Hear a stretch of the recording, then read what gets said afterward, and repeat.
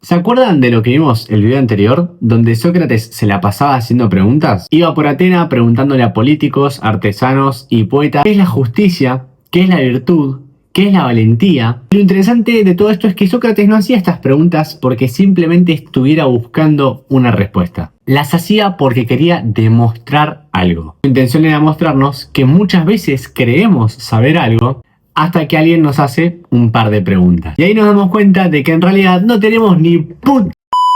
Pero entonces acá viene la pregunta, ¿cómo hacía Sócrates para conseguir esto? Y bueno, es que para eso vamos a tener que entender su famoso método, el método socrático. ¿Cómo andan mis intelectuales? Espero que se encuentren de maravilla. Mi nombre es Manu y hoy vamos a hablar del método socrático. Es decir, la forma en que Sócrates utilizaba el diálogo y la pregunta para poner a prueba aquellos conocimientos que las personas creían saber. Y vamos a ver dos momentos fundamentales de este método, la refutación y la mayéutica. Así que, sin más preámbulos, vamos para allá.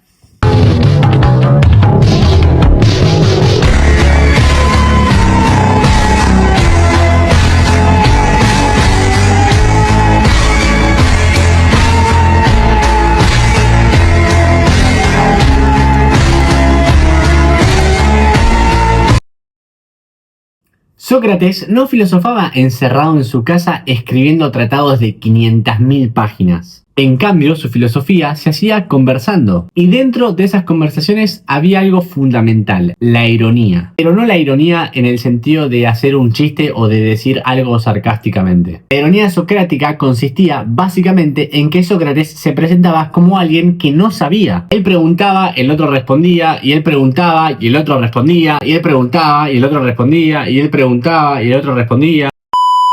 Hasta que eventualmente la persona que al principio estaba segura de sus conocimientos termina dándose cuenta de que su respuesta tiene problemas. Y acá aparece el primer momento del método socrático, la refutación. La refutación es el momento negativo del método. ¿Y por qué negativo? Porque Sócrates todavía no está buscando darle al otro la respuesta correcta, sino que primero quiere destruir la respuesta que es incorrecta. Quizás suena complejo, pero la idea es bastante simple. Una persona afirma que sabe algo. Sócrates no le dice directamente que está equivocada, sino que acepta provisionalmente lo que esta persona dice y comienza a hacerle preguntas. Y es donde a partir de esas preguntas que Sócrates le hace, la persona va desarrollando las consecuencias de su propia afirmación. Y llega un momento en el que esas consecuencias se contradicen con lo que había dicho en un principio. Y ahí es donde aparece el problema. Porque la persona descubre que aquello que creía saber en realidad no estaba tan claro. Pero sin muchos rodeos, esto se entiende mejor con un ejemplo.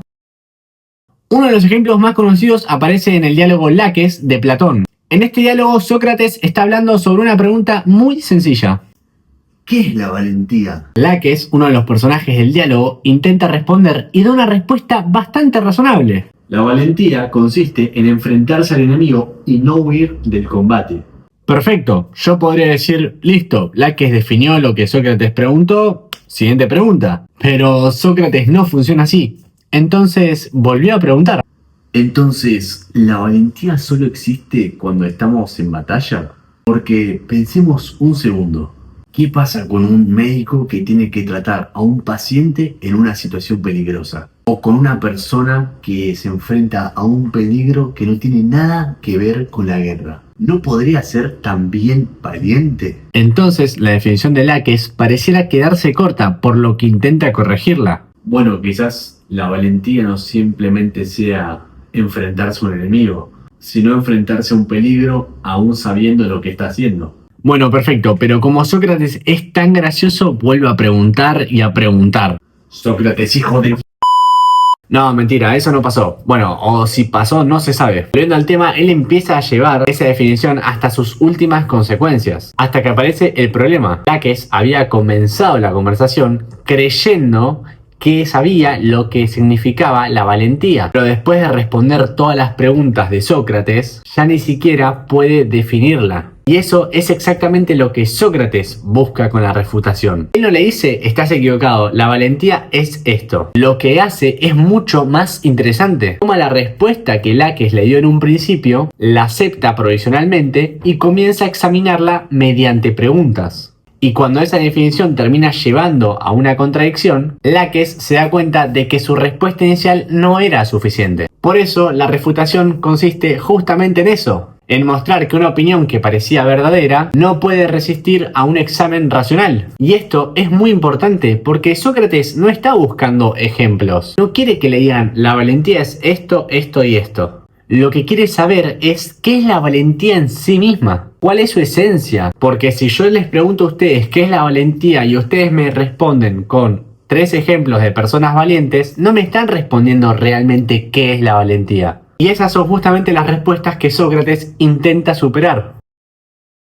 Y después de verse incapaz de definir qué es la valentía, Laques dice algo bastante interesante. Creo que sé qué es la valentía, pero cuando intento explicarlo, se me escapa. Y la verdad es que son palabras difíciles de escuchar. Porque imagínate de que estás convencido de que sabes algo. Y después de 10 minutos hablando con un tipo, te das cuenta de que no puedes ni explicar lo que significa. Bastante rompepelotas, Sócrates. Pero justamente eso es lo que generaba en muchas de las personas a las que interrogaba. Las llevaba desde sé perfectamente de lo que estoy hablando hasta no sé.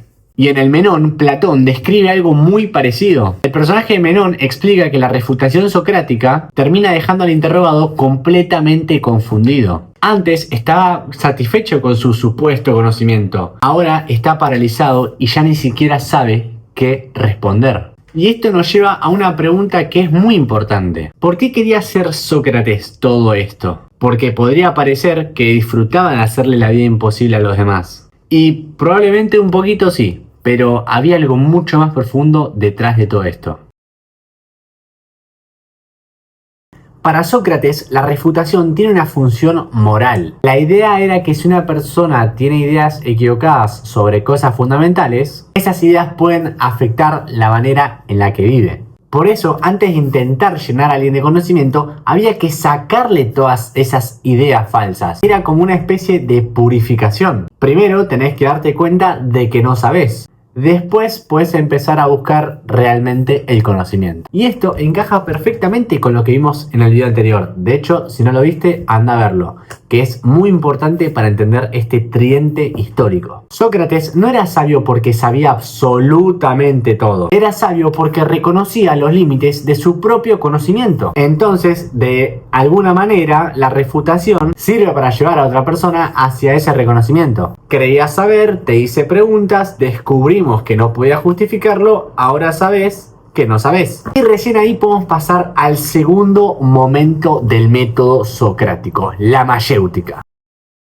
Este segundo momento, como dije anteriormente, se llama mayéutica. ¿Y qué carajo significa mayéutica? Bueno, déjame que te explico.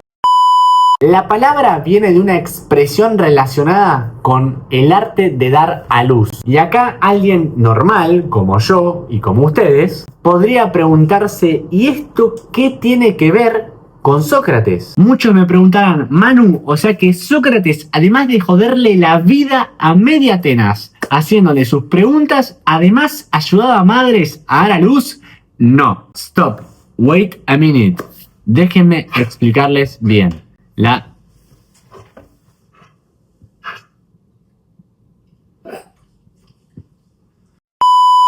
comparación viene de su propia madre. Recordemos que la madre de Sócrates, Fenareta, era partera. Y Sócrates utiliza justamente esa profesión como una metáfora para explicar su propia actividad filosófica. Para el que no sabe, la partera es la que ayuda a una madre a dar a luz. Pero la partera no es la que genera el bebé. O no por ahora. No, mentira, mentira. Simplemente ayuda a que nazca. Y Sócrates dice que ocurre algo parecido con él. Pero en lugar de ayudar a dar a luz cuerpos, ayuda a dar a luz conocimientos. La idea es que Sócrates no le mete una respuesta en la cabeza al otro. No le dice, bueno querido Laques, sentate que te voy a explicar qué es la valentía. No, sino que lo guía mediante preguntas para que sea el propio interrogado quien descubra la respuesta. Por eso la mayéutica es el momento positivo del método socrático. La refutación destruye las respuestas que no resisten el examen. La mayéutica justamente ayuda a que aparezca una respuesta mejor fundamentada. Dicho esto, vamos a resumirlo de una manera bastante sencilla para que se entienda un poquito mejor. Primero, Sócrates te demuestra que quizás no sabes y después te ayuda a buscar. Y ahí está la diferencia entre los dos momentos del método socrático. La refutación te hace bajar del pedestal y la mayéutica te ayuda a volver a construir. Y esto es fundamental para entender la filosofía de Sócrates, porque su objetivo no era simplemente ganar discusiones. No quería demostrar que él era más inteligente que todos los demás. Lo que buscaba era que las personas examinaran aquello que creían saber y que dejaran de aceptar ciertas ideas simplemente porque siempre habían pensado así. Y de esta forma que empiecen a preguntarse, ¿por qué creo esto? ¿Puedo justificarlo? ¿Realmente sé lo que creo? Y ahí quizás está una de las cosas más interesantes que nos dejó Sócrates. Porque la filosofía para él empieza justamente cuando dejamos de estar completamente seguros de que tenemos todas las respuestas. Y si lo pensamos un poco, eso sigue siendo bastante actual. Pero bueno, hasta acá llegamos con el método socrático. En el próximo video vamos a dar un paso más y vamos a hablar de cómo todas estas ideas llegaron hasta Platón y terminaron dándole forma a una de las tradiciones filosóficas más importantes de toda la historia. Eso fue todo por hoy, mis intelectuales. Espero que les haya gustado el video. Si fue así, pueden darle like y suscribirse, que eso me ayuda cada semana a traer más contenido. Nos vemos la próxima. No se olviden, sigan leyendo buenas historias y sobre todo hagan que su historia valga la pena. Así que, chau chau.